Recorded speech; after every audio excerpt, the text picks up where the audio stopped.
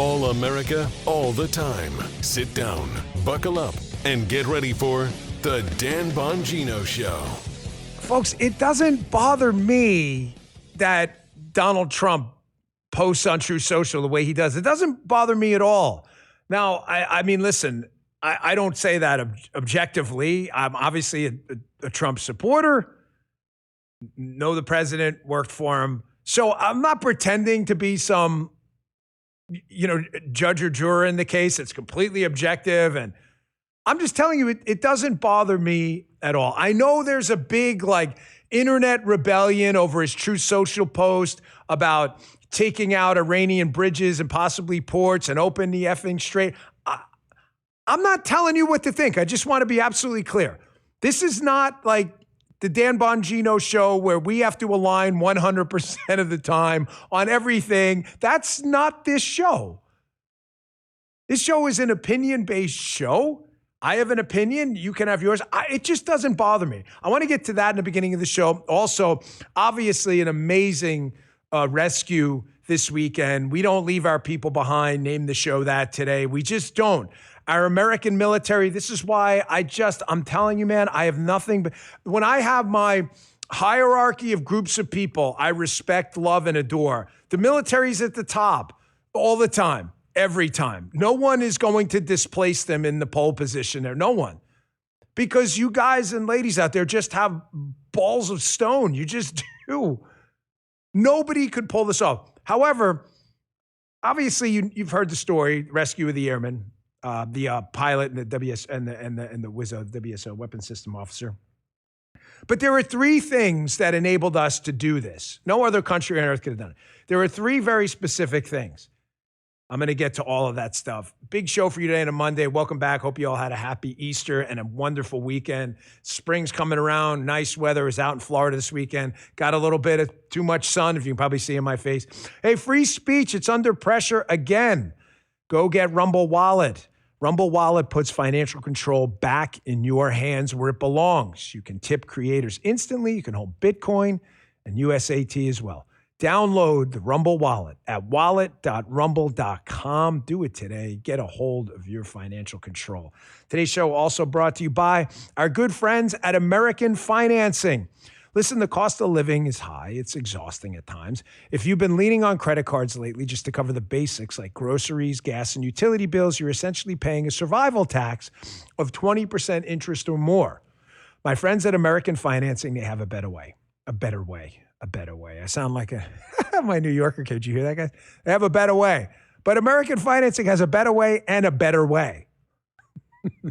They're helping homeowners tap into their equity to pay off high-interest debt with mortgage rates currently in the fives. That's awesome. On average, American Financing is saving their customers $800 a month. That's huge. That's nearly $10,000 a year back in your pocket. That's big life-changing money. It takes just 10 minutes to find out what you could save with American Financing. There are no upfront fees and no obligation to talk to a salary-based mortgage consultant. Here's the kicker. Start today, and you can even delay 2 mortgage payments. Think about that. American Financing. They're America's home for home loans. Give them a call. Write this number down. It's 888-994-7660. That's 888-994-7660. Or visit them online. It is a .net address at americanfinancing.net/Bongino. americanfinancing.net/Bongino. Thank you, American Financing. Fellas, ring that bell. Oh, you guys, a delayed bell there. I mean, what was it, Rocky? Ding, ding. Folks, I don't really care about language. I know a lot of people do. That's why I've been trying to kind of tone down the language, the expletives on the show. I'm really trying my hardest, okay? I explained this to Jasmine this week. Did I not? And not an excuse. Jasmine doesn't curse, or either does Paula, by the way. Justin once in a while. But when you grow up in New York, like I did, and Donald Trump did, in New York, not an excuse. I'm just telling you in advance. Cursing's not like a thing. I don't know how to. It's just like cursing's just like how people talk. It's almost not like cursing. It's just like, I'm not telling you it's a good thing. So people get upset, oh, not presidential, whatever. The stuff doesn't bother me. Put the True Social post up that caused all this, pseudo controversy. Tuesday will be power plant day and bridge day, all wrapped up in one in Iran. Tuesday obviously being tomorrow. There'll be nothing like it. Open the effing straight, you crazy bastards, or you'll be living in hell. Just watch. Praise be to Allah, President Donald J. Trump. People lost their minds over this. This is how people from New York just talk. People from Boston tend to do it too. Sometimes people from big cities. They just curse. I'm not making excuses for anyone. If you're offended by it, you're allowed to be offended. I'm just telling you it doesn't bother me. We are dealing with the world's largest terror regime, a group of people trying to acquire a nuclear weapon who have killed thousands of Americans in terror attacks around the world, who would kill you tomorrow if you dared enter their airspace as a civilian with your LGBTQIA pride flag. You'd be thrown off a building instantly. You wouldn't even land in a plane. They'd blow the plane out of the sky. I didn't even realize cursing was a bad thing till I moved down to Maryland and I was at a house party one time and I accidentally dropped an F-bomb and everybody stopped talking and looked at me like, oh my gosh, did he just say that? He's dealing with savage thug, the mullah theocracy over there. These are animals, these people he's dealing with in the Iranian mullah class. I just don't care. It doesn't bother me. I just threw it out there in the beginning of the show because I couldn't believe it this weekend. All these people like, oh my gosh, you believe this guy? Dropping an F-bomb in a True Social post. I mean, can you imagine Patton and MacArthur? You don't think they dropped an F-bomb here or there? All right, moving on. So, an unbelievable mission this weekend. Folks, this is like storybook stuff, like what happened. We're engaged in this unbelievably successful now, 5, 6 week, 7 week military operation in Iran. We've taken out most of their Navy, good chunk of their ballistic missile capability. We've decimated their air defense sector. However, they do have equipment on the ground that can still obviously take down our airplanes. It's still very dangerous. If yes, we do have air dominance. When you see the amount of sorties and missions they've flown over Iran relative to the amount of enemy contact, like what happened this weekend when they took down an F-15, the percentage is so unbelievably low. That is what air dominance looks like. However, air dominance doesn't mean zero risk. It's not zero risk, okay? We lose this pilot, Good Friday, rescued by Easter Sunday in incredibly what reads like, it's not even like a Netflix show because you believe, that's too much. That's too much. No one's ever going to believe. Well, it happened. It's not a Netflix show. It's real. Pilot was injured, winds up secreting himself into a mountain crevice, stays alive. Special operators go in there. We wind up taking fire in some helicopters. An A-10 takes some fire. And showing you we leave no one behind, they were taking out roads. They were jamming signals. They were making sure that no Iranian terrorist got anywhere close to this pilot, and they got him out. It's an incredible story. Here's a quick Fox News hit by Trey Yinks discussing what happened. I want to talk about on the other side of this 3 things that enabled this to be possible because there's no other military on earth, none, that could have pulled this off deep in Iranian territory. Check this out. Yeah, absolutely. This was an incredibly complex operation. I've been speaking with Israeli officials asking what role the Israelis played in this operation, and they continue to just give credit to the American forces, saying that when one pilot in the region is shot down, it's everyone's pilot and job to rescue them. What took place was nothing short of extraordinary. The CIA was using deception tactics on the ground to make the Iranians think that they'd already located the pilot. Remember, this second crew member was inside of enemy territory for almost 48 hours. And the Iranians were not only actively looking for this crew member on the ground, but they were also offering a reward of thousands of dollars to any Iranian civilians who could capture him and then take him into IRGC hands. The United States knew this was taking place. And so as these Iranian forces approached this crew member where they were hiding along a mountain ridge, according to Fox's Jennifer Griffin. There were strikes that took place against the Iranians to not only ensure that these forces couldn't reach the crew member, but also ensure that on the ground they couldn't get forces close to this location. Remember, when these pilots or crew members are ejecting from a plane, they have the systems within them that allow intelligence to track their location, but they have to be very careful, understanding they often just have a sidearm with them and they're not able to defend themselves solely on the ground. But what the president talked about last night in his post on Truth Social was that this crew member was never alone. The United States of America, including the president himself and top military leadership, each and every hour at the White House tracking the location of this crew member and then sending in hundreds of special forces, dozens of U.S. military planes to identify the exact location and ultimately rescue this U.S. service member. Pretender 2020 in the chat. I'm more concerned about the plane being shot down than the naughty language in the tweet. Yeah, me too. Me too. In my triage of concerns this weekend, over this holy weekend in the Christian calendar, I promise the naughty language in the tweet was not even in the top 100. It was like, hey, we got this guy on the ground, this American Patriot pilot. Like, can we just get him out? And like, who cares about the language in the tweet or the True Social post? Who cares? My gosh, we're in like this existential crisis with people trying to acquire nuclear weapons who would love to blow up the United States and destroy a major city. And we're worried about him dropping an F-bomb. Folks, there are three things that enable us to do this. Number one, our ability to intercept and manipulate signals intelligence is just unlike anyone else on Earth. Obviously, the details of it are not for public consumption. You can probably figure it out. It's a well-known secret. We just have the ability to be an eye in the sky and an ear in the sky like no one else.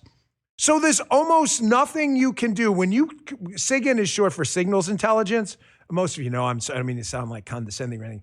HUMINT is human intelligence.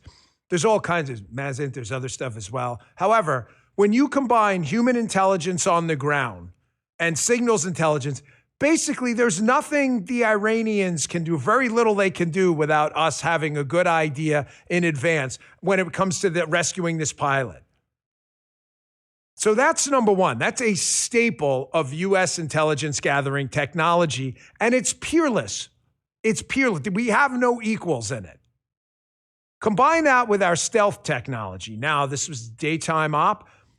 We own the night. The United States and the special operators will tell you these guys own the night. They just do. This was a day op, but still, you still want to be able to avoid certain enemy detection systems. We have stealth technology like no one else. We just do. When you combine that with the ability to read and process intelligence and kind of know what the enemy is doing on the football field, you know it's a run play before the enemy even snaps the football. It's just hard to beat us. Not impossible. I told you, there's still risk in all of this. It's war. And then when you layer on top of that, item number 3, signals intelligence, intelligence in general, stealth technology, and you overlay logistics capabilities. Ladies and gentlemen, the United States has military experience like no one else on Earth. I'm not telling you have to agree with every single theater mission we've been in. I certainly was not a supporter of the Iraq War. I've said it many times. However, it is invaluable experience. And when our people are in combat, I'm rooting for them. That experience matters. I'll never forget, the last year being in government and people, coming in and talking about all kinds of drone technology. And we had this contact at another agency who said, I don't want to hear anything about drone technology unless you've tested it in Ukraine. Because everything you're telling us it's going to do, there's 100 variables on the battlefield you haven't taken into account yet. Well, how do you take into account those variables? You got to get it on the damn battlefield. That's how you get battlefield experience that our military is second to none at. They have the logistics capabilities to do these things, the beans, the bullets, all that stuff, the supply lines. Think about it. They set up basically an airfield in Iranian territory to get this hero pilot out We got one of our planes stuck. They wound up blowing up, I think it was 2 C-130s, and then replacing them with 3 more. How many people can do that? But it goes to show you the extent to which our United States government and the Trump administration, there's no amount of money or logistics we won't expend to get our people out. We're not the death to the America Mullah crowd. They don't give a damn about their people like that. That's us, man. That's us. We are different. American exceptionalism is real. You're different too. You live in the greatest country on earth where we don't treat our people like expendable suicide, homicide, bomber baggage. Oh, kill yourself. We don't do that. These 3 things make a world of difference, and you're going to see moving forward as the operation starts to wrap up likely in the coming weeks or maybe a couple months. I don't know. Again, I'm not in on the war planning, obviously. However, President Trump has been pretty clear that he had a limited set of goals. A lot of those goals have been met. I think we're going to hear today at 1 o'clock some additional guidance going forward. And hopefully we wrap it up relatively soon. Well, what about the Strait? Ladies and gentlemen, the Strait's important. No doubt about it. I get it. The Straits of Hormuz are really important. Global petrochemical traffic, hugely important. However, if our partners, did you see that Ari Fleischer tweet? Sorry, I don't mean to get off topic, but Ari Fleischer used to be the old White House press secretary in the Bush era. Did you see the tweet? It went nuclear this weekend. Everyone was talking about it. Ari Fleischer, who's not known as like a big bomb thrower at all. He's like a Bush era Republican guy, nice enough guy. I know Ari, very nice guy. I don't think we share all the same politics, but he put out this tweet basically saying, hey man, to NATO out there, not helping us out with the Strait, not letting us use airspace and bases we built in your country to keep your country safe. Like, this is it, man. Again, this guy's not a bomb thrower at all, Ari Fleischer, not even like a little bit. If you ever met him, he's the most calm, level set, he doesn't get emotional about anything. He was like, hey, Donald Trump is right about this. These NATO countries that are not helping us out, like, this may be the red line for us. And gave Trump a bit of a pat on the back, suggesting that he's the first one to call out what this is. This is not an alliance anymore. We needed our allies in an alliance. Alliance, allies, and they're not acting like allies. Oh, there you go. I didn't even put it in the show. This is the tweet if you want to see it. It was April 3rd, 6:15 p.m. He basically notes when this is over, Western NATO will never be the same. Spain, England, France, and Italy have sold this out. I'm telling you, like, this is a huge thing for him to put out. He is not a bomb thrower at all. And he's telling you the truth. This is not an alliance if they don't act like allies. And folks, it's about time we started speaking the truth. It's really frustrating when the United States, I haven't seen it on the other side. Like 80% of the heavy lifting in the law enforcement, counterterror, counterespionage space, and in the military space are done by the United States. And what do we get back? We don't even get back 20% of the effort. We get back like no percent of the effort. That's bullshit. And I'm glad he called it out. Because there are people on the, whatever you want to call it, establishment side of the Republican Party who may not, listen to me or others, but they're certainly listening to him on X. And that's why it's important to get allies in this movement, actual allies, ideologically, who start to call this stuff out for what it is. This is a big moment to change. I'm going to take a quick break, and I want to get back to this. Folks, when the Democrats tell you who they are, please listen to them. Ro Khanna, that Democrat goon congressman, who's the biggest fake, by the way, out there, total loser.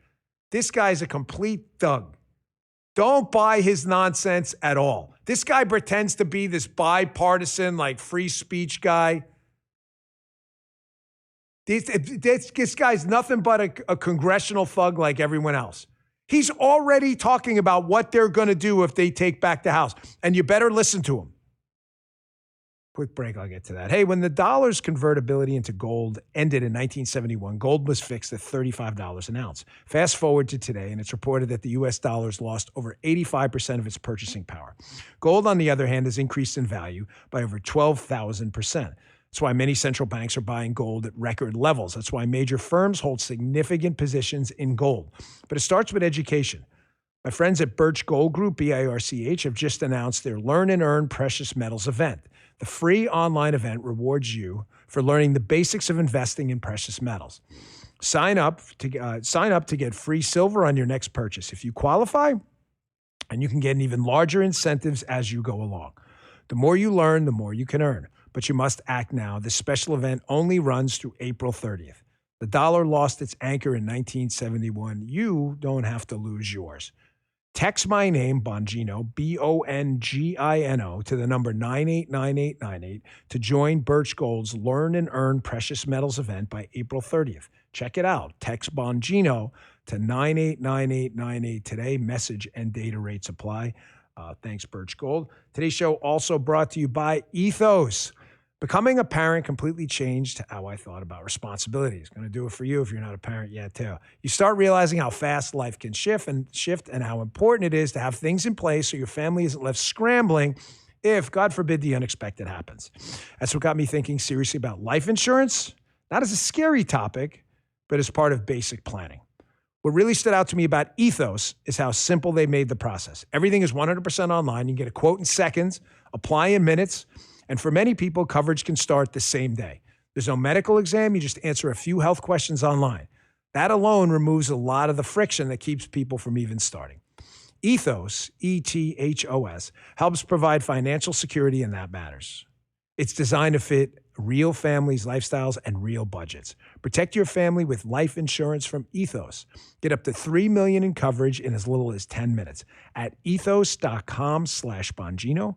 Just 10 minutes. Take 10 minutes to get covered today with life insurance through Ethos. Get your free quote at Ethos, E-T-H-O-S, ethos.com/Bongino. That's ethos.com/Bongino. Application times may vary. Rates may vary. Visit ethos.com for details. Thank you, Ethos. Life insurance. Check it out. Okay, when the Democrats tell you who they are, especially lunatics like this guy, Ro Khanna, who's one of the biggest fakes up there, by the way, Ro Khanna. I've never heard a peep from this guy again when all that stuff was going on. He claims to be like this big warrior for transparency. He's full of crap. Here he is telling you, hey, man, Donald Trump, they are going to impeach him. The reason I'm bringing this up here, by the way, in context of the True Social post in the beginning, is they are prepping war crimes nonsense right now. And I guarantee you that True Social post, everybody's offended about the language, whatever. I can guarantee you that's probably going to be Exhibit A. Why? Because they basically tell you what they're going to do. You should just listen to them. Check this out. Win the House and possibly the Senate in November, there's a better than even chance Donald Trump gets impeached again. Absolutely. He should be impeached now. I mean, he's taken us into a disastrous war, threatening war crimes in Iran. In terms of knocking out plants and knocking out electricity. And the Democrats will impeach him once we take back the House and should impeach him for all the things he's done. And depending on the Senate, he may face conviction if we get to 60, especially if his numbers keep going down and the Epstein issue continues to be a vulnerable. Oh, here we go again with the Epstein issue and this guy who, by the way, I never heard from when the thing was going on and we were busy processing all of that. Never heard a word. Amazing how all these people care now when it comes to impeachment. Incredible. The guy's the biggest fraud out there. Folks, I promise you, if they win back the House in this midterm election, there will be another impeachment. Now, some of you, I read some of your feedback, whether it's email or on the website or comments, and I've heard some people fairly enough say, you might have seen this, you think, no, they're not going to do that again. It backfired after Trump 45. All of these criminal trials basically got him reelected again in 47. I don't believe it. I think he would have got reelected regardless. I think he's got a gift. He just does. Politics is, he just has a nose for this stuff. However, there's no question it didn't help. If it would have helped, he probably wouldn't have swept like he did in that presidential election, all the swing states. You got to understand, folks, That is a ridiculous assertion. I don't mean to be a jerk about it. You're pretending the Democrats are principled if you believe that. Like, surely they wouldn't do that again. It backfired, the weaponization and lawfare, so badly that Trump kicked their ass in a presidential election again. They're not thinking that way. These people are not thinking that way. They're thinking in terms of power and retribution, because to be a Democrat is not to think in facts and data. It's to not think and embed yourself in emotion only and rage. That is what it's about. They don't care about, hey, you did X and Y happened. You weaponized the government. You engaged in prolonged warfare against Trump. He kicked your ass in an election. Therefore, don't do X again that led to Y. That's not how they think. Now, why? Why do they think only in rage and power and retribution? Because it sells to their base. There is something about Donald Trump. People call it TDS, whatever it is. There is something about Donald Trump that leads to this, what I call show your ass theory, where if you want to be credible and have like street cred, you want to be down, whatever, in the Democrat Party, if you want to be seen like AOC and Bernie, like you're an authentic, you're it, you're genuine, you're the real deal. You have to say increasingly deranged things about Donald Trump. You have to basically show your ass to the public. And then people will celebrate you on Twitter and elsewhere, which has become dominated by rage bots. So people get this artificial elevation of like, I call Donald Trump Hitler, and everybody said they love it, so everyone must love that. They don't. They are going to go out and impeach this guy. You're dealing with a party that deals only in emotion. They're not anchored in any principles. They will flip their principles on a dime. I was just reading an article, was it Friday in the Wall Street Journal about, do you remember that SALT deduction, state and local taxes? The SALT deduction was a tax cut for wealthier folks on their state and local taxes. They could write them off. Now, you say, well, why the hell would the Democrats want a tax cut for wealthy people? Because it was blue states that have really high state and local taxes. I thought the Democrats don't like tax cuts. The Democrats don't have principles. I'm trying to tell you this. The Democrats care about power. A lot of rich liberals in these blue states were bitching about their SALT deduction not being high enough, that they had to pay more taxes, and they changed their mind. The only reason I bring it up is now there's another a bill moving through in New York that's going to limit the SALT deduction again to make them pay higher taxes. What the hell? First, they don't want tax cuts. Then they want a tax cut. Now back again, they don't want the tax cut. They don't believe in anything. They believe in rage and power. That is the whole bedrock of collectivism. The idea that you should organize and centralize power to abuse it. Folks, we have this contrast of visions going forward, as Thomas Sowell pointed out in his book. We got to make a choice in these midterms and these presidential elections.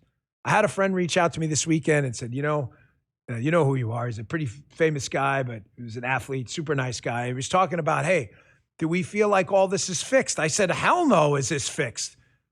Government's never fixed. If men were angels, Federalist 51, we're not. You get another group of people in power, ladies and gentlemen, they bring their own people in there, people or policy. The only thing you could do with government is put guardrails on them and hope they hold. Bad people are going to do bad things. The only thing you could do is get rid of as many bad people as possible. We have this massive conflict of visions going forward.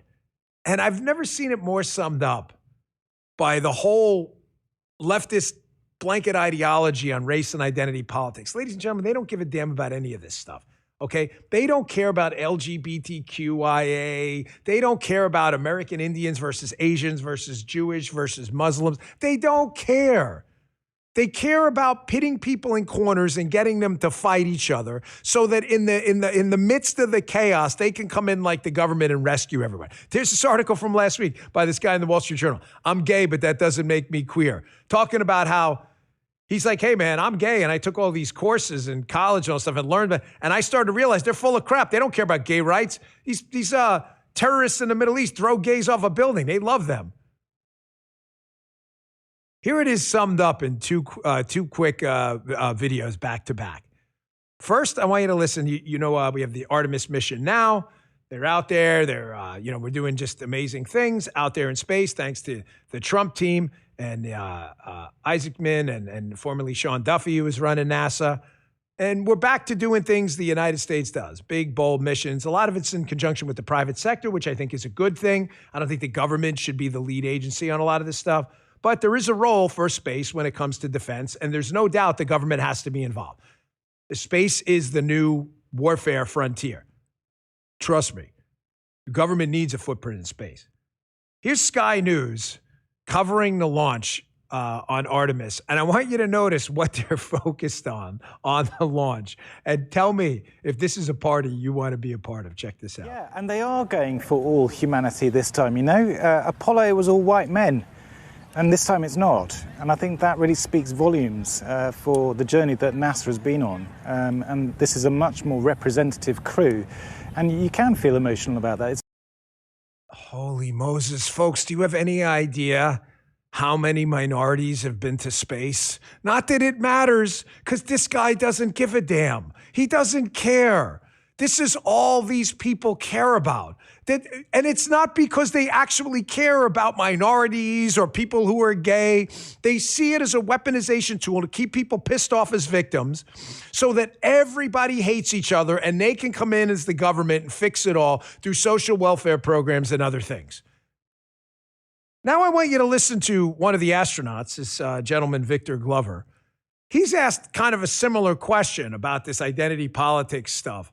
And he's like, hey, man, can we just start like focusing on like human beings and stuff, like doing big things? Like, what the hell do we, which vision? I don't know this guy's politics. I don't care. I'm just asking you a question as my audience, trying to prove the point. These people don't care on the left about any stuff. It's all about inducing rage in you. Oh my gosh, white men in space. It's all they talk about all the time. They don't have anything else. There's no principles here. Check this out. It is a big question, and I want to highlight, I guess, maybe one facet of this is the tension, I call it. I live in this, this dichotomy between happiness that a young woman can look at Christina and just physicalize her passion or her interest, or even if it's not something she wants to do, she can just be like girl power, and that's awesome. And that young brown boys and girls can look at me and go, hey, he looks like me and he's doing what? And that's great. I love that. But I also hope we are pushing the other direction, that one day we don't have to talk about these first, that one day this is just, and I listen to this, that this is the human history. It's about human history. It's the story of humanity, not black history, not women's history, but that it becomes human history. Amen, man. I mean, I don't, if the media would start calling this out, which I know is ridiculous, the media is obviously on the other side. Large chunks of it are left-wing ideologues. If they would start calling this stuff out for what it is, unnecessary division and total bullshit, I think we could move on. But we can't, because they love it too, because it fits their ideological, power grab. They're part of this whole movement. I saw this interesting tweet at End Wokeness. Now, this is a 2007 study, to be clear. But I saw this, and if diversity, right? Diversity, guys. Everyone in the audience, pay quick and close attention to this. If diversity has benefits, it should show in research. Facts, correct? You should be able to show data. Show data. Show us some evidence. Diversity, that this produces some tangible benefit. Put that tweet up. This is fascinating. End Wokeness put out there, I wonder why this study got buried. This was just from this week, but the study's an older study, back from 2007. They found in this study, and I wondered, why did it get buried? Listen to the conclusion. The greater the diversity in a community, the fewer people vote, and less likely they volunteer, the less they give to charity and work on community projects. In the most diverse communities, neighbors trust one another about half as much as they do in homogeneous settings. The study, the largest ever on civic engagement in America, found that virtually all measures of civic health are lower in more diverse settings. Anyone in the chat surprised by this? That when you're in a community of people you chose to move in, who are like-minded, civic-minded, it's got nothing to do, by the way, if they look like you, so just cut the bullshit. We're talking about just people who feel generally the same way in a community. Is it shocking to you that you would feel a greater bond to a community of people who feel kind of the same way you do about faith, family, and freedom? This is not unusual, this result. Diversity. Diversity for what? For the sake of what? Answer the question. For the sake of what? You can't answer the question. You have no evidence to back this up at all.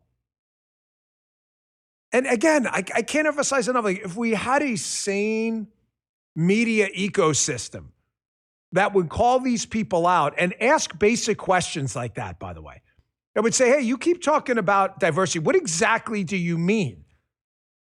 What do you mean? You mean like skin color, religion? What about socioeconomic status? What about country of origin, where you came from? What about that? What kind of diversity are you talking about? And can you produce to me evidence that that actually does anything? They can't. This is why trust in the media is at an all-time low. Again, these are facts, folks. This show produces actual data. Put up that rabbit hole. This just about popped this weekend too. I told you, nobody trusts these people because they see in their real lives that everything they've been told is true by these folks is nothing more than a media talking point. Share of people who said they had a great deal or fair amount of trust in mass media. Look at it, down to 31%. Folks, that is stunning. Think about what this chart indicates here for those who process information and use reason, i.e. this audience, right? You're talking about 7 out of 10 people who go and analyze media information. Media, their one job, the American media, is to get you facts, inputs to process a proper output, right? That 7 out of 10 people have no trust in these people at all. You would think this would be a wake-up call for these folks, but they have no ability to self-reflect at all. I'm going to tell you, one of the most illuminating experiences I had in my early career in government on the Secret Service side, when you're a new agent, right, on the president's detail, forgive me if you've heard this story before, but they stick you with the press when you're on what they call PPD, Presidential Protective Division. They stick you with the press because it's where you can do the least damage until you get a feel for kind of the flow, the go with the flow of how the president's detail works. You can do the least damage with the press. You spend a lot of time with the press as a new agent, like a lot.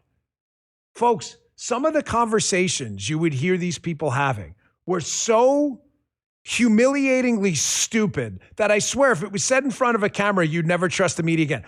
These people put off this air that there's this highbrow air, nose in the air that they have a set of facts you don't have, when in fact they have nothing.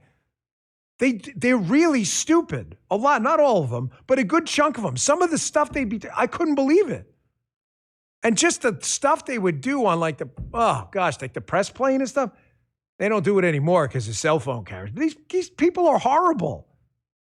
Here, we haven't heard from this guy in a while. They have no ability to self-reflect at all and say, hey, how are we contributing to this malaise that the left-wing media says we're in? Here's Jim Acosta. We haven't heard from this guy in a long time. He's apparently upset at some possible leadership changes at CNN, concerned, get a load of this, that they may become a propaganda channel. I'm not kidding. This is actually real. Talk about a lack of self-reflection. Check this out. That's something to be worried about because it doesn't take a genius to figure out that they're going to try to impose that same kind of top-down editorial mandate over at CNN that, hey, we're going to be a little bit more MAGA. We're going to be a little bit more Trumpy. And, I think that's dangerous. We don't need to have propaganda networks in the U.S. Holy Moses, is this real? And the answer is yes, it is real. He actually said that. This man has no ability whatsoever to process new inputs and create an additional output. He probably still believes the Russia collusion hoax is real. He can't shake his priors no matter what. And I'm telling you, the mark of an imbecile is the inability to process new information. As life chronologically moves on, new information and stimuli comes in, correct? Every day you learn something new. If you cannot change an opinion, no matter what, based on a set of facts contrary to your prior opinion, you are the problem. A propaganda network? Folks, there's a reason 7 out of 10 people don't trust him. You would think that would be a moment of reflection. I mean, think about this in your business. Imagine like Justin he always wears hooded sweatshirts, this guy. He loves his hoodies, right? Justin starts Justin hoodies or whatever it is. Thermostat is 64 right now. What's that? The thermostat is currently 64 degrees. That's why I'm wearing a hoodie. He said he doesn't like it that I keep the studio at 64 degrees. I'm sorry. I got them in Italian blood. It runs a little hotter. I'm sorry. So it's Florida. Justin always looks like Han Solo in Empire Strikes Back in the beginning. What is that thing? Is it a tauntaun or something? Andy, put Justin in get the lightsaber. Put Justin in the tauntaun. Warm him up.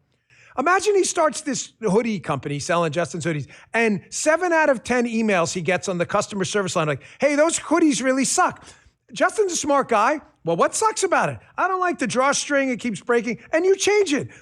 The media has been at roughly 30% approval for eons now, and they have no capability to say maybe we should start doing facts and get away from the propaganda. They don't care. Here's another great story the media will likely ignore, by the way, in the Trump era. It's okay to say you don't agree, by the way, media folks, with the Donald Trump economic policies, with his war policies. That's the job of the media. The job of the media, a fair media, is not to be, a mockingbird. It's not to parrot things. But you should also put out the other side of the argument, too. This tweet this weekend, I saw a rapid response from the Trump team out there. The paring down of the government workforce, something that's been talked about by Republicans, Tea Party folks, and others forever and has really never happened, is finally happening. Ladies and gentlemen, this is a piece of good news. Rapid response 47. Under POTUS Trump, the federal workforce has been reduced to its smallest level since 1966. The lowest share of the total labor force in over a century. Folks, that's an amazing story. That has never happened. That hasn't happened, in decades, since 1966. We've had a bloated federal workforce forever. You've got this guy, and everybody's worried about he dropped an F-bomb in a tweet. How about producing actual data? The jobs numbers that came out on Friday. I want you to smile a little bit today. It was Easter weekend. Everybody's coming back. Spring break's kind of over. So people are filtering back to work, filtering back into the chat. It's good to see you back here. Put a smile on your face. We are in an unbelievably good spot right now. Yes, there's a war going on. Yes, we should keep our eyes open. Yes, there's a dangerous terrorist situation. Yes, the economy's got some bumps in the road. But the jobs numbers that came out on Friday, if you missed the show, were just staggering. Here's Kevin Hassett, one of Donald Trump's economic advisors, very smart guy. Here's Hassett discussing a couple critical items as to why this happened, because it's not an accident. The job numbers were 178,000, which blew away projections that expected 60,000 jobs. That is a huge number, an enormous number. But he talks about a couple of things I've mentioned over and over that should put a big darn smile on your face.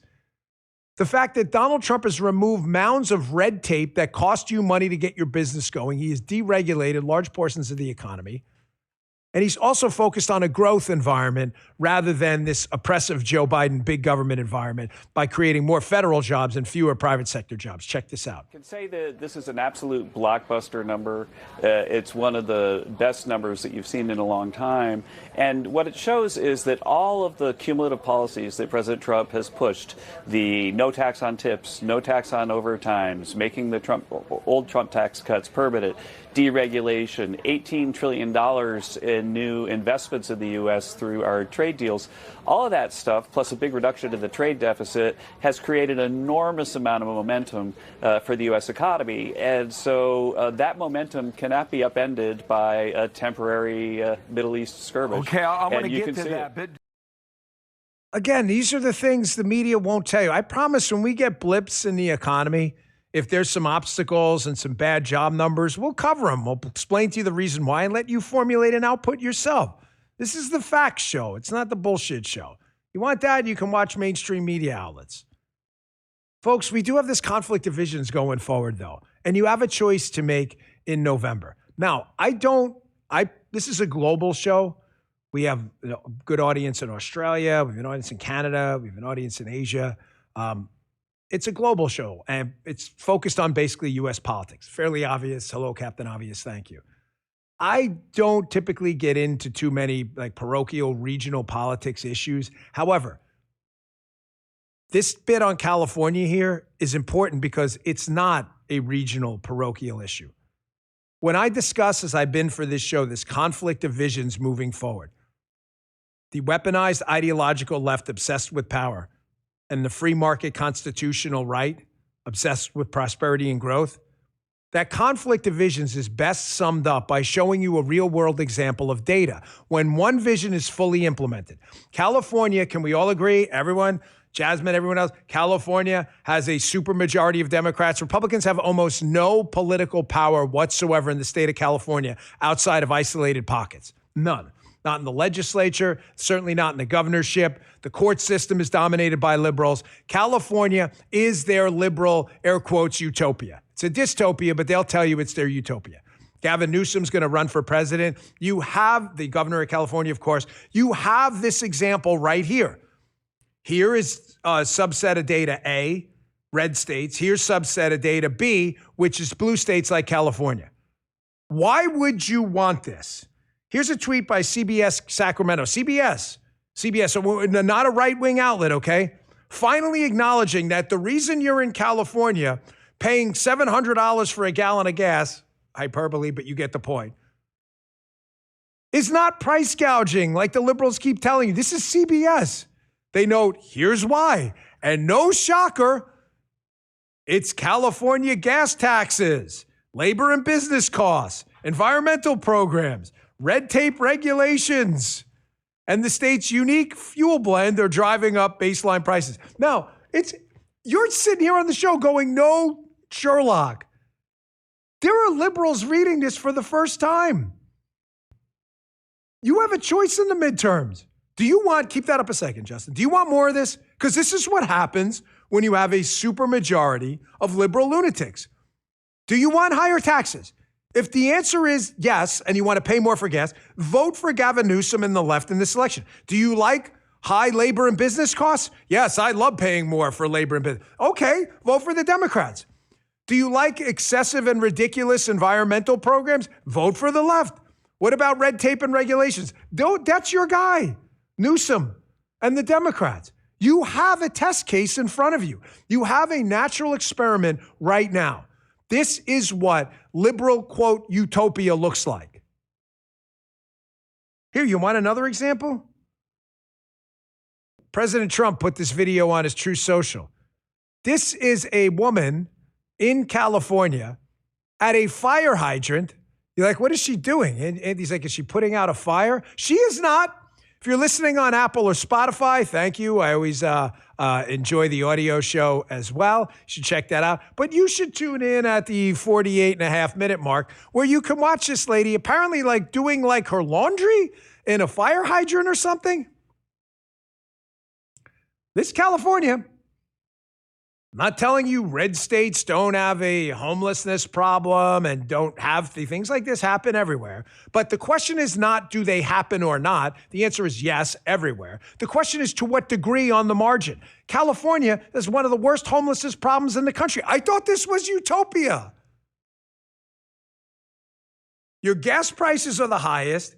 You're being suffocated by red tape. You got people doing their freaking laundry in a fire hydrant. They have a Tide Pod in there. I mean, they even wash it. Where's the detergent?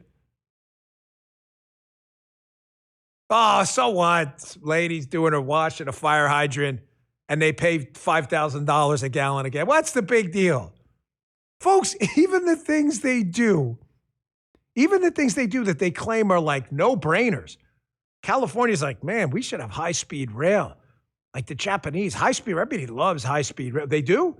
So if they love high-speed rail so much, then how come the high-speed rail project they've done in California, they can't finish it, it's way over budget, and by the way, the customer base for this thing is probably going to be crap. Because if people wanted it, a private sector company would have already moved in. This is just a quick snippet from 60 Minutes, no less. Ever since Bari Weiss went over there, they've been doing more of these mainstream stories. It's still CBS, so, you got to be cautious. However, here's 60 Minutes interviewing these two knuckleheads in California about the high-speed rail project. When you see the price tag on this thing, why? Because the government's paying for it. And when the government takes people's money and gives it to other people, takes tax money and gives it to a construction company for rail, they don't care about the cost. It's not their money. And they don't care about the quality of the project because it's not theirs either. They're not buying anything for themselves. The famous Milton Friedman line. Listen to the price tag on this thing, and there's still 90 billion with a B short. Check this out. As we speak right now, are the funds there to complete LA to San Francisco? The entire amount of money we need, not there today. But do we believe we can get those funds to get the project done? Absolutely.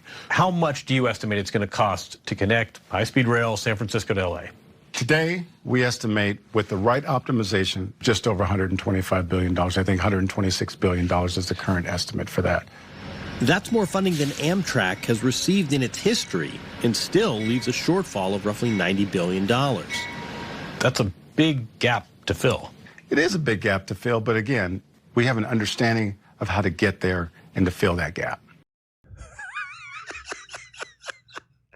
Do you believe it?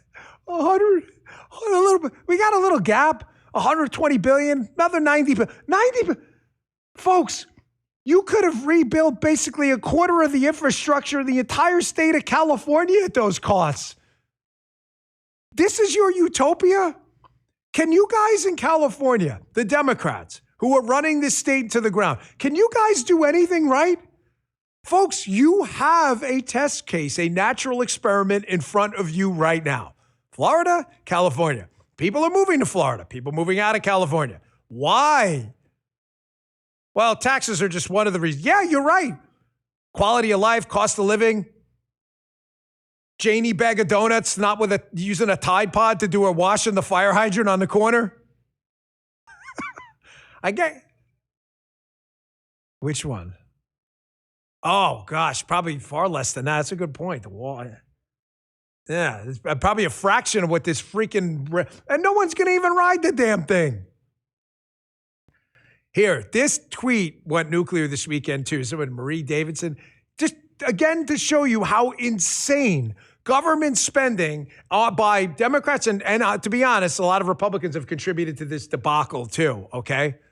Here is the extent of how badly government spending has gotten out of control. In case you think like this is austerity or anything like that, put that tweet up. This one, nuclear this weekend. U.S. population grew 6% in the last decade. Okay. Federal spending grew 40%. Well, that's not adjusted for inflation. Yes, it is. It's real money. Not as bad as California, but you have to ask, where did all the money go? There it is. There's the chart.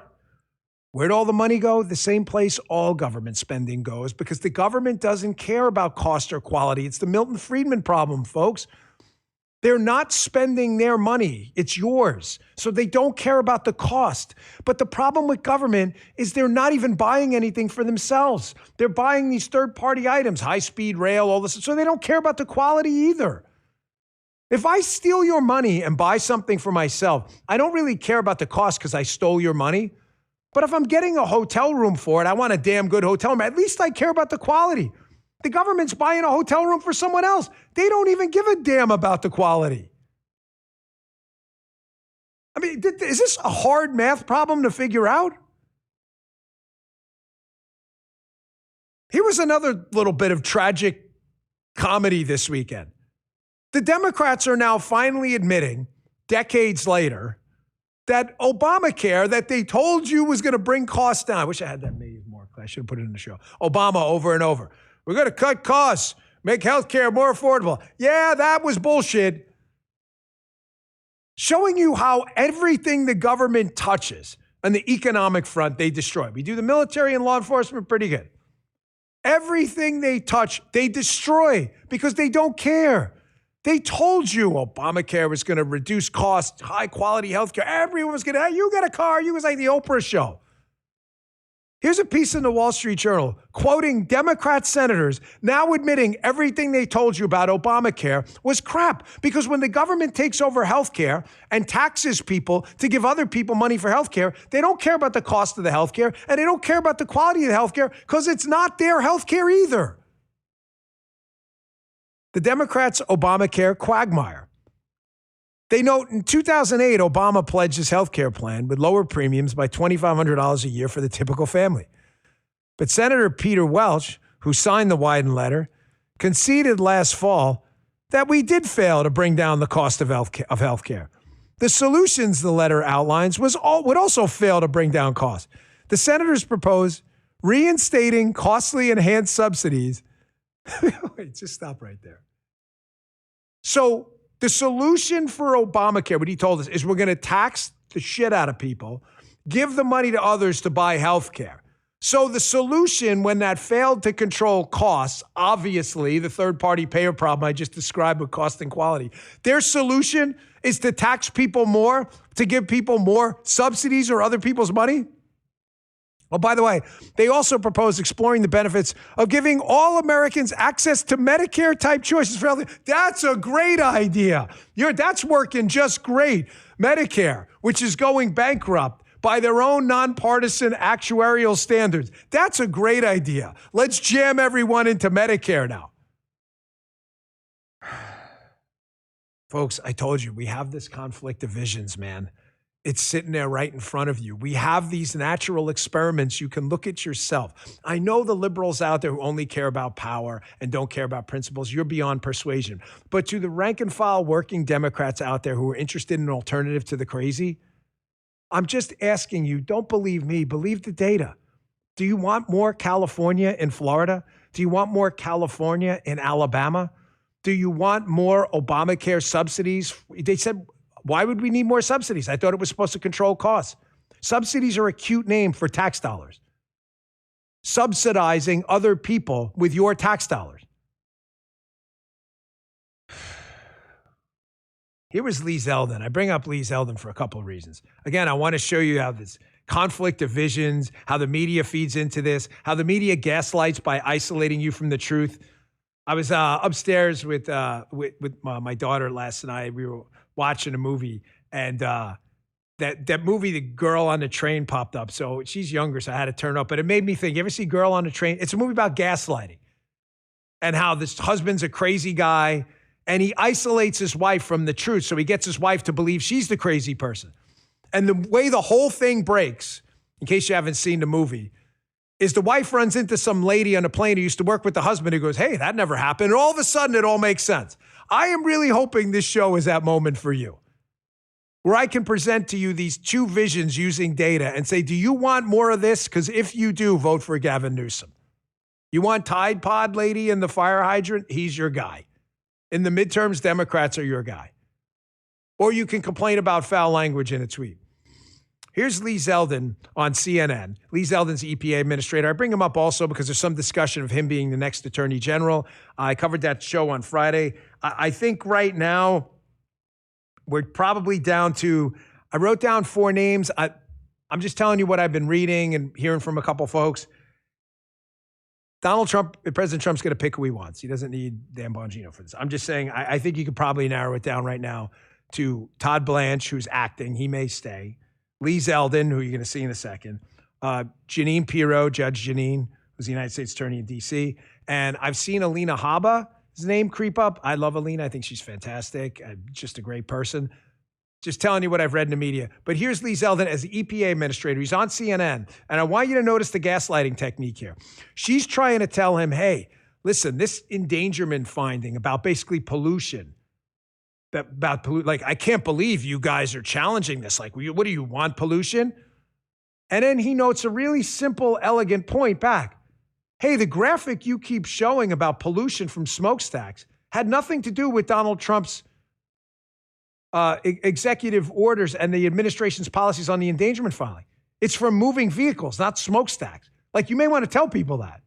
Check this out. I do want to start with the fundamental question that's at the heart of all this. I mean, do you accept the overwhelming scientific consensus that these greenhouse gas emissions are the biggest drivers of man-made climate change? Well, it's great to be on with you. First, it's worth pointing out that all 8 or so images that you just posted on the screen have nothing to do with this week's announcement.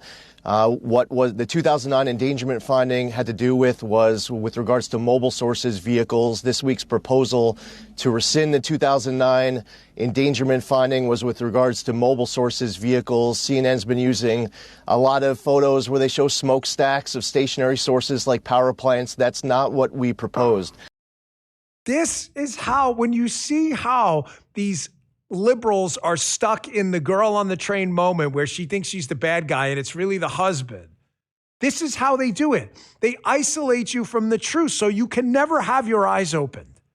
Ever. Vanilla Sky, open your eyes. What about BG Gruff? What about Justin for AG? Mr. President, Justin's interested. Throw his name in that. He's too busy running his hoodie company. You should start that. It's a good idea. You see how the gaslighting and the isolating people from the truth? Let's put up a picture of smokestacks. And people are like, oh my gosh, Lee Zeldin at the EPA loves pollution from smokestacks. And then you find out the endangerment finding challenge 8.4 has nothing to do with smokestacks at all. I'm telling you it on this show because we cut through the BS. I got another clip coming up as Zeldin, who I think would be an excellent choice for AG. I think all of them would be good. It's not my choice. It's the president's, but him going at it with Adam Schiff, an absolute clown. This is just for your comic relief. I got some more stuff coming up. Quick break here. I'm going to get to that. Folks, Simply Safe. Listen, you're looking at a home security system, please consider Simply Safe. Let's be honest. Traditional home security companies can make protecting your home way harder than it needs to be. You don't need it to be really hard. You need it to be really easy. Long contracts, expensive monthly fees, and waiting around half a day for a technician. That's why I recommend Simply Safe. Producer Jim recently received his Simply Safe setup, has it installed in his home. He loves it. They gave him great customer service, and he talks about how easy it was to install. Don't lie awake at night listening to every bump and noise or stressing out while you're away from home, wondering if you've locked everything up. You need total peace of mind. Arm the system at night, see that system armed light, and sleep peacefully. And when you're away, you can check the cameras in seconds and know everything's fine. It's all backed by 24/7 professional monitoring, ready to dispatch help if something happens. Best part, no contracts, no hidden fees. Simply Safe earns your business every month by working for you, not by locking you in. I want you to experience the same peace of mind I do, which is why I partnered with Simply Safe to offer an exclusive discount to my listeners. Right now, you can get 50% off your new system by visiting simplysafe.com/Dan Bongino. That's simply with an I, SIMPLI. Simplysafe.com/Dan Bongino. That's simplysafe.com/Dan Bongino for 50% off. There's no safe like Simply Safe. Thanks, Simply Safe. Here's Lee Zeldin. Again, I really like Lee. Again, disclosure, I've known Lee for a long time. I did an event with him once. He's a great guy, ran for governor of New York, almost pulled off a huge upset. Probably in the Final Four for, pun intended, games, national championship game on that. What is it, Michigan and UConn tonight, right? Michigan, UConn for the championship. So we'll see what happens there. But however, he's probably one of the final people in the running. Here he is going at it with Adam Schiff. Just pencil neck clown. I can't stand this guy Schiff. Check this out. What is it about this grant that you and EPA believe is problematic enough to freeze this funding and put potentially 31,000 children at risk? Senator, who is the grant applicant? This is to the city of Santa Ana. You have the biggest, you have the biggest state, so we're going to have to go through every single list of the grant. Well, by the way, with that wind up, by the way, I understand that you were an aspiring fiction writer. I see why. Oh, yeah.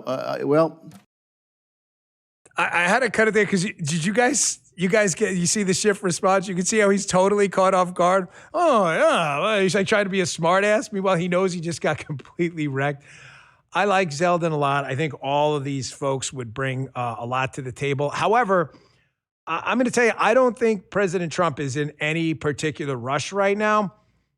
He's got the DAG, Todd Blanche, acting in that role now, so there's not a continuity problem. These investigations are ongoing. I'm reasonably confident over the course of weeks and months, you're going to see more of these things that people say aren't happening. So I don't think he's in any particular rush. It is, I will say, just having direct experience, it's probably the most difficult job in D.C.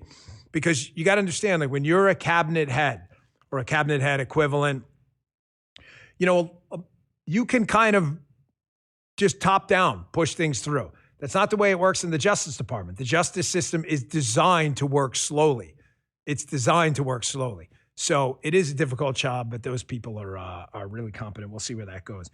Folks, whoever the president winds up picking for the spot. One of the most challenging problems we're going to have moving forward is this anchor baby issue and birthright citizenship. I've been discussing it in the course of the past week because the Supreme Court is looking at this now. It hinges on those words, subject to the jurisdiction thereof. We are going to have a really, really big national security problem. I can't emphasize this enough.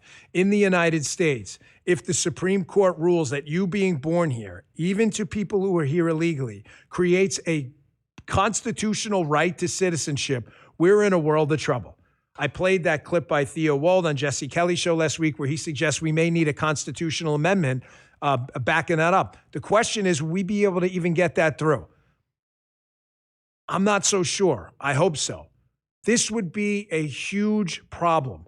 Think about what could happen here. You have these foreign enemies of the United States. I'm going to show you this tweet in a second, so stay tuned. This is important. In case you think like I'm just making this up and being overly dramatic. We can all agree the Chinese Communist Party is a known near existential threat to the United States if they had unlimited power. They hate us, just like the Iranian mullah class. They do. What a gift it would be to them to say, hey, get a couple of your citizens, legally, illegally, doesn't matter, find your way onto some U.S. territory or soil somewhere, have a baby, and basically you have the right to citizenship, the right to vote, the right to join the military, all of this stuff. You get the full portfolio of American rights, whether you did it the right way or not. The national security problems there are endless. The Supreme Court doesn't need lectures from me. I'm just telling you, like, please think this through. The threat here is real. Put up that tweet if you have it, the counterintelligence case. So this is Jenny Tare on X. Huge. The Chinese Americans accused of attempting to explode an IED at MacDill in Tampa were anchor babies for illegal parents, as reported by Mary Margaret Olahan. DHS nabbed the duo's parents on March 18th for illegal entry. Parents applied for asylum in 93, but were denied by an immigration judge who issued them a deportation order in 98. The Board of Immigration Appeals repeatedly denied their attempts to have their case reopened. Despite the repeated denials for status, they remained in the United States. Folks, you don't think there are other foreign countries watching this and paying close attention? The Constitution is not a suicide pact, as has been said many times. This is a huge national security issue. There's the article by Mary Margaret you can check out at Daily Wire. Folks, the last year, man, was a big eye-opener, I got to tell you. Ignorance is never bliss. But when I talk about things on the show with appropriate context and with limitations and guardrails for obvious reasons, a lot of it's based on the experience over the last year. When I say things like, hey, the U.S. government is going to need good, solid private sector partnerships in space because space is that new frontier for warfare, I'm not kidding. We have to have some role in it. When I tell you that this anchor baby issue is going to open up a bunch of enemies of the United States, a way to just basically come in here and gain access to our institutions through a U.S. passport, I'm not kidding. They've already thought this through. The Constitution was not a suicide pact. You've got this conflict of visions. You've got these natural studies. You saw the Biden open border years versus the Trump closed border years. You see the economic growth now versus the 9% inflation under Biden. You've seen the California, $5, $6, $8, $10 a gallon gas. The Tide Pod lady and the washing her clothes in a fire hydrant. You've seen that. You've seen the U-Haul costs from California to Florida versus Florida to California, which I don't think happens at all. You have natural studies right now on Obamacare. We passed Obamacare. You can study what happened in the natural world. What happened? Costs went up so bad, they need more of your tax money to pay for the exploding costs. You've seen it. Now it's time you had the girl on the train moment where you meet that person who finally tells you the truth. I hope this show is that person for you. Folks, thanks again for tuning in. I really appreciate it. Please download the Rumble app if you don't mind. It is absolutely free. Go there, follow our show. It is free, The Dan Bongino Show. You get a notification every day at 10 a.m. If you want to do it on the web, too, you can go to rumble.com/Bongino. Justin put together this handy-dandy graphic. You can always check out Haley at noon as well, rumble.com/Haley, and a Vince Colonnese. Look at, is that a new picture of Vince? They are, right? Look at Vince with the tie on. He looks like presidential timber right there. Did you see that? Vince is on 8 a.m. And is that a new picture of Haley? She's got a little smirk going there. It's a new picture. Good job, guys. Good job by our photo department. They're like, we don't have a photo department. I'm like, well, I guess we do now. Thanks again for tuning in, folks. I will see you back. Speaking of the photo department, you're supposed to be Han Solo. No, because Luke goes, that's right. Good point, guys. Good job on the page. That was quick how you did that during the show. Well done. I'll see you guys back here tomorrow at 10 a.m. I'm Haley Caradia, host of Vince, host of Scrolling with Haley. You can always catch my show right here on the Bongino Report, live 8 a.m. Eastern weekday mornings, weekdays at noon. If you miss it, no worries. The show will always be right here and anywhere you find a podcast. Thanks for watching.